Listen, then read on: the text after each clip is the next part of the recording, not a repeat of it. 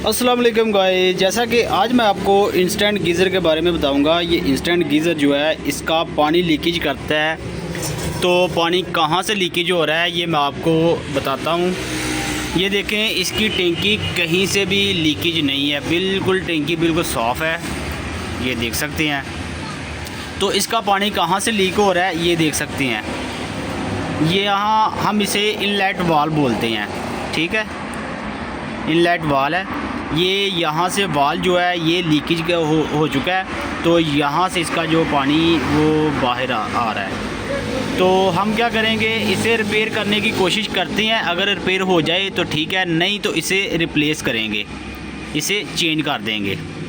तो सबसे पहले हम क्या करते हैं, यहाँ दो नीचे पेच लगे हैं और दो ये वाले पेच लगे हैं, और ये वाला नट हम खोलते हैं। तो उसके बाद मैं आपको बताऊँगा इसे क्या करना है।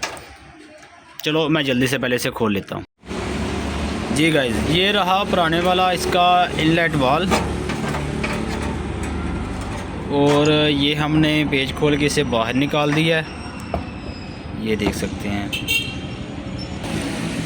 ये वाला। तो इसे हम यहाँ से खोलते हैं, तो खोलने की ज़रूरत नहीं है, हम इसका जो है ये वाल इसका नया लगा देते हैं। नया जो है वो ये है, ये वाला हमारे पास।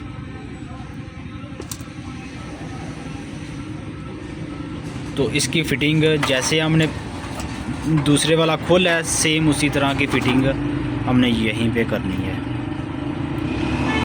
ये वाला हमने इसकी फ़िटिंग कर दी है, ये देख सकते हैं। तो उसके बाद हम यहाँ इसका ये वाला नट लगा देते हैं।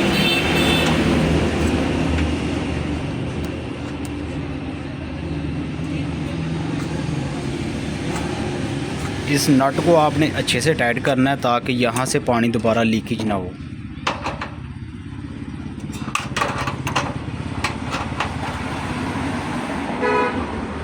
ये टाइट हो चुका है, और उसके बाद यहाँ पे जग लगा दिया हमने इसका सेंसर का, ये देख सकते हैं। तो अब दोबारा हमारा यहाँ से हमारे गीज़र का यहाँ से पानी लीक नहीं होगा, क्योंकि इसका हमने चेंज कर दिया ये वाला वाली। तो उसके बाद हम इसे वहीं पे लगा देंगे जहाँ से हमने इसे उतारा है। तो वीडियो देखने का बहुत बहुत शुक्रिया। अगर वीडियो अच्छी लगी है प्लीज़ वीडियो को लाइक और चैनल को सब्सक्राइब कर दें। शुक्रिया।